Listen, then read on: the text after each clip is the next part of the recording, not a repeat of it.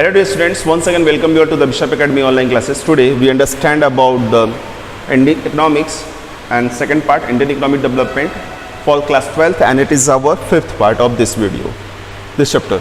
So our today's topic is the foreign trade. Yes, last जो video था हमारा वो इंडस्ट्रियल, उससे पहले हमने एग्रीकल्चरल के कॉन्सेप्ट को देखा. आज हम देखेंगे फॉरेन ट्रेड, यानी ब्रिटिश रूल में हमारा फॉरेन ट्रेड कैसा था.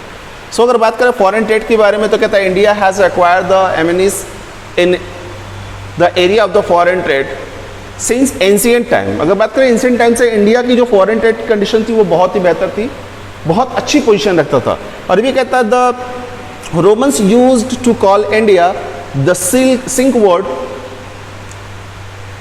World woollens. अगर बात करें वुमेन, जो हमारे रोमन्स थे वो हमारे लिए क्या करते थे, एक अलग से वर्ड को यूज करते थे, जैसे sink of the world woollens.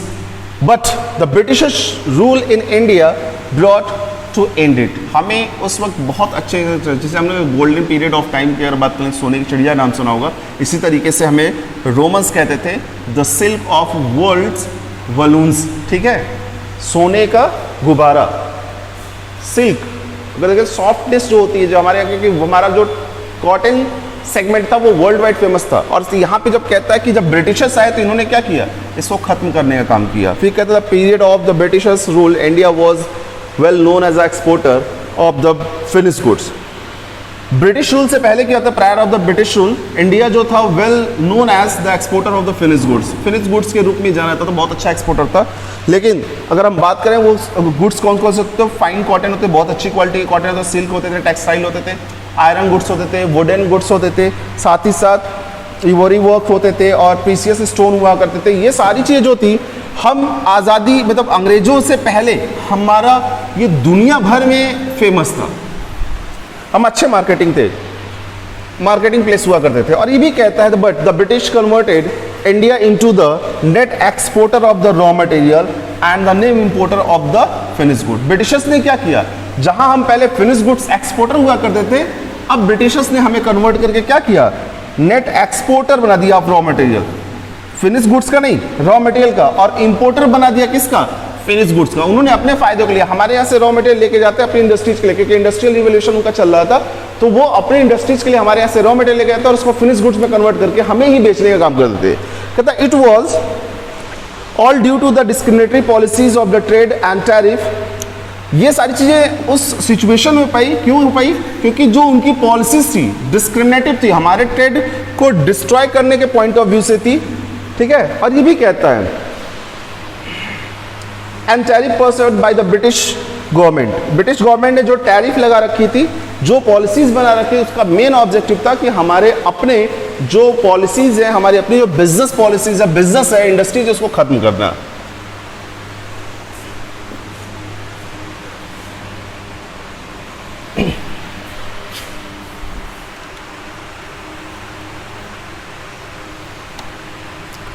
अब अगर आगे बात करते हैं तो state of India the foreign trade at the time of independence can be describe in the terms of the following observation. कुछ ऑब्जर्वेशन के टर्म्स में इसको डिस्क्राइब करने का काम किया था. तो उसमें कहता है net exporter of the raw material and importer of the finish goods. जैसे आपको बताया गया था कि ब्रिटिशर्स ने जो पॉलिसीज बनाई थी उसमें अपने पॉइंट ऑफ व्यू को, अपने प्रॉफिट को फोकस करते हुए बताया था. उन्होंने ये देखा कि इंडिया से कितना ज़्यादा वो बेनिफिट्स उठा सकते हैं अपने इंडस्ट्रियल डेवलपमेंट के लिए. तो उन्होंने ऐसा किया क्या था, कहता है due to the exploitative colonial policies of the trade and tariff the India become the net exporter of the raw material. जो कॉलोनियल पॉलिसी, जो डिस्क्रिप्टिव, अगर यूँ कह लीजिए कि जो एक्सप्लॉइटिव जो कॉलोनियल पॉलिसी, जो शोषण करने वाली कॉलोनियल पॉलिसीज थी, उसकी वजह से, क्योंकि टैरिफ भी लगा रखा था इन्होंने. इंडिया जो था पहले एक्सपोर्टर हुआ करता था फिनिश गुड्स का, अब क्या होगा, एक्सपोर्टर ऑफ रॉ मटेरियल. केवल ये कच्चा माल भेजता था, raw material. The primary product, किस तरह के प्रोडक्ट को, एंड प्राइमरी प्रोडक्ट की सिचुएशन, क्योंकि फिनिश प्रोडक्ट हम बेचते नहीं थे, तो प्राइमरी प्रोडक्ट हमारे पास रॉ सिल्क हो गया, कॉटन हो गया, वुलन हो गया, जूट हो गया, इंडिगोज हो गया, सुगर हो गया. ये सारी चीज़ें जो होती थी वो ब्रिटिशर्स अपने प्रॉफिट को फोकस करने या अपने पॉलिसीज अपने फायदे को फोकस करके प्रोड्यूस कराने का काम करते हैं. और इस पर टैक्सेस का कंडीशन थोड़ा डिफरेंट होता था. ठीक है, at the same time it become a net exporter of the finish goods produced by the British industries. यहाँ एक्सपोर्टर ऑफ ये रॉ मटेरियल हुआ, तो सेम टाइम में ब्रिटिश इंडस्ट्रीज के लिए इंपोर्टर भी हो गया। ये वहां से जो सामान बन के आता उसको ये खरीदने का काम करते। Our imports included the cotton, silk and the woollen clothes beside the several type of the capital goods producing in the England.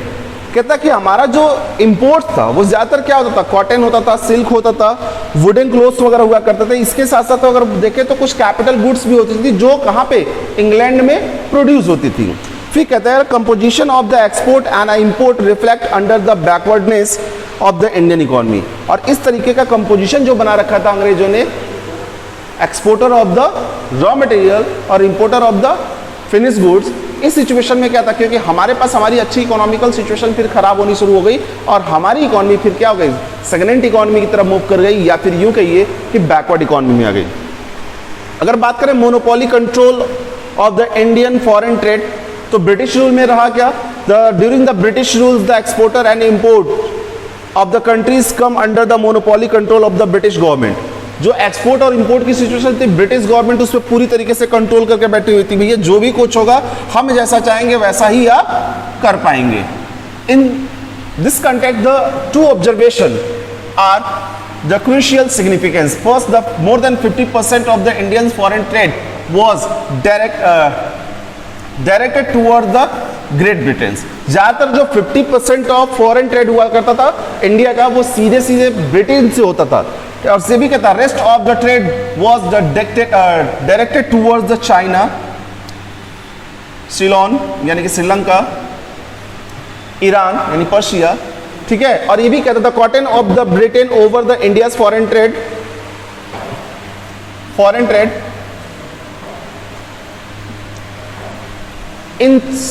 intensifies after the opening of the Suez Canal of 1869। अब कहता था कि जो control था Britain का over the foreign trade पे जो Britain का कंट्रोल था वो और भी बढ़ गया। कब, 1869 में जब स्वेज कैनाल को ओपन करने का काम किया गया था। तो while the exporter of the primary product from the India supplied inputs to the British industries, imports of the finished goods for the Britain provided the huge markets to the British industries। अब यहाँ पे कहता है कि जब while the export of the primary product, जब primary product को export किया था from India, supplied inputs to the British industries, वो इनपुट्स के रूप में यूज की जाती थी ब्रिटिश इंडस्ट्रीज में। और ये भी कहता है imports of the finish goods, और वहां से क्या इंपोर्ट किया जाता था फिनिश गुड्स को, किसके कहां से, बहुत बड़ी मार्केट के रूप में ब्रिटिश इंडस्ट्रीज फिर इंडिया को देती थी। यानी कि इंडिया इंपोर्ट करता था फिनिश गुड्स को जो ब्रिटेन में बनती थी, और ब्रिटेन के लिए इंडिया एक बहुत बड़ी मार्केट के रूप में होता था। फिर कहता है कॉलोनियल पॉलिसीज की अगर बात करें, इसमें कुछ कंटेंट निकल के आते हैं, कुछ पॉइंट निकल के आते हैं। कहता है colonial policies the Britain government resulted in the monopoly control of the Indian foreign trade. जो कॉलोनियल पॉलिसीज थी ब्रिटिश गवर्नमेंट की, वो साफ साफ ये बताती थी कि क्या, जो मोनोपोली कंट्रोल थी कहाँ पे, monopoly control of the Indian foreign trade. उन्होंने मोनोपोली कंट्रोल बना रखा था इंडियन फॉरेन ट्रेड पे, यानी कि अगर वो बाहर से किसी तरीके का ट्रेड करते उस पर पूरा का पूरा कंट्रोल अंग्रेजों का था। Export and imports were the largely restricted by between the Britain and India. जो एक्सपोर्ट इंपोर्ट की सिचुएशन थी वो पूरी तरीके से रिस्ट्रिक्टेड थी कि कैसे क्या करेंगे, ब्रिटेन और इंडिया के बीच में ही केवल थी। फिर कहता है India's exporter provides the raw material to British industries and India's imports provide a huge market for the British industries. अब यहाँ पे क्या था, इंडिया क्या करता है, एक्सपोर्ट करता था रॉ ब्रिटिश इंडस्ट्रीज के लिए रॉ मटेरियल को, और ब्रिटिश इंडस्ट्रीज के फिनिश प्रोडक्ट को मार्केट के रूप में इंडिया में वो बेचने का काम करते थे। नेक्स्ट पॉइंट की अगर बात करते हैं, surplus trade but only to the benefits of the British. ठीक है, यहाँ ट्रेड कैसा था, सरप्लस होता, बेनिफिट होता था, लेकिन किसके लिए वो बेनिफिट केवल था, ब्रिटिशर्स के लिए। कहता है surprisingly during the British regimes our export exceed on import. हमारा जो एक्सपोर्ट होता था, एक्सपोर्ट क्या था, एक्सपोर्ट ज्यादा था किससे, इंपोर्ट से। हम भेजते ज्यादा थे, लाते कम थे। किस टाइम में, ब्रिटिश टाइम में। फिर ये भी कहता है our export exceed on imports, it's implies a surplus of the balance of a trade. ठीक है, बैलेंस ऑफ ट्रेड में ये एक सरप्लस के रूप में होता था, यानी कि अगर देखें तो जो हमने क्या लिया और क्या दिया, क्या हमने बेचा, पैसा कितना कमाया और कितना पेमेंट किया, उन दोनों के बीच में ठीक है, सरप्लस बैलेंस को रिप्रेजेंट, हमेशा फायदे का होता, लेकिन ये कहता था the surplus was owing the largely to the exporter of the primary goods which is a sign of economical backwardness. ये जितने भी हमारे पास सरप्लस आते थे वो ज्यादातर किस पे होते थे, प्राइमरी गुड्स पे होते थे, ठीक है, यानी नेचुरल रिसोर्सेज पे, not industrial goods. Industrial goods पे होने का फायदा क्या होता था कि हम कुछ और प्रोड्यूस कर पाते, लेकिन नहीं, हम ऐसी चीजों को देते जो हमने दे दिया तो दे दिया, उससे हम कुछ दूसरा नहीं कन्वर्ट कर पाते थे, तो वो हमारे लिए फायदा तो था, लेकिन किस तरीके का, बहुत नहीं, और इकोनॉमिकल सिचुएशन हमारी बैकवर्डनेस को ही रिप्रेजेंट करती थी। फिर नेक्स्ट पॉइंट करता है despite the surplus trade supply of the several essential commodities. अब यहाँ पे जो सरप्लस ट्रेड होती थी कुछ स्पेसिफिक कमोडिटीज पे होती थी, like a food grains and the clothes remain deficient in the domestic market। अब कहता है कि ये जो बेनिफिट वो फूड ग्रेन का मार्केटिंग कर लेते या क्लोथ्स वगैरह की मार्केटिंग कर लेते अपने डोमेस्टिक मार्केट में, तो उसमें जो उनको बेनिफिट हो पाता था वो सरप्लस को रिप्रेजेंट करता था। ठीक है, the trade surplus was not used for the growth and development of the country. Trade surplus का जो ब्रिटेन ट्रेड सरप्लस कमा रही थी या ब्रिटिशर जो सरप्लस को अर्न कर रहे थे, उसका इस्तेमाल उन्होंने किसके लिए, ग्रोथ और डेवलपमेंट के लिए नहीं किया, उन्होंने अपने डेवलपमेंट के लिए उस ग्रोथ का इस्तेमाल किया। फिर कहता है administrative expansion of the British government in India. उन्होंने क्या किया, एडमिनिस्ट्रेटिव एक्सपेंशन को बढ़ाने, यानी एडमिनिस्ट्रेटिव सिचुएशन को बढ़ाने का काम किया, किसमें, ब्रिटिश गवर्नमेंट में, इंडिया में, और लोगों की भर्ती कर ली जो उनके कामों को ठीक तरीके से करने में उनकी हेल्प कर पाते। इसके साथ साथ क्या कहता है, the expenses of war fight bye the British government. और इसके साथ साथ उसमें उन्होंने क्या, आपको पता है कि फर्स्ट वर्ल्ड वॉर उसमें रन कर रहा था, तो उस समय जब फर्स्ट वर्ल्ड वॉर हो तो उसके एक्सपेंसेस को कवर अप करने के लिए उन्होंने क्या किया, इस बेनिफिट का इस्तेमाल किया। और ये भी कहता है administrative and war expenses lead to the huge drain of the wealth from India. और इस तरीके के एडमिनिस्ट्रेटिव और वॉर एक्सपेंसेस जो थे कहीं ना कहीं ह्यूज ड्रेन को रिप्रेजेंट करते हैं, यानी कि भारत से बहुत सारा अमाउंट ब्रिटेन को मूव कर गया, जिसकी वजह से इंडियन इकोनॉमी क्या रही, बैकवर्ड इकोनॉमी के रूप में डेवलप हुई। अब यहां पे अगर बात करें तो same situation, the surplus generated as a balance of a trade only the spend to meet the administrative and war expenses by the British government.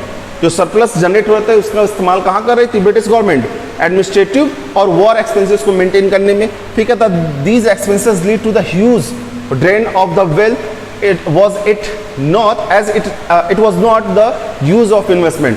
अब ये क्या रहा कि ये जो पैसे वो खर्च कर रही है ब्रिटिश गवर्नमेंट, ठीक है, वो जो इंडियन इकोनॉमी है उसके लिए इन्वेस्टमेंट के रूप में ना होके वो ड्रेनेज के रूप में है, क्योंकि वो अपने फायदे के हिसाब से करिए। Consequently the poverty and the backwardness were the elevated. अब इसका फर्क क्या पड़ा कि जो हमारी इकोनॉमिकल बैकवर्डनेस थी और पॉवर्टी थी वो एज इट इज बनी रही और भी बुरी सिचुएशन में चली गई। So dear students, in this video that's all. If you have any type of the doubt or the query, you should be consulted through the Google Classroom. Thank you.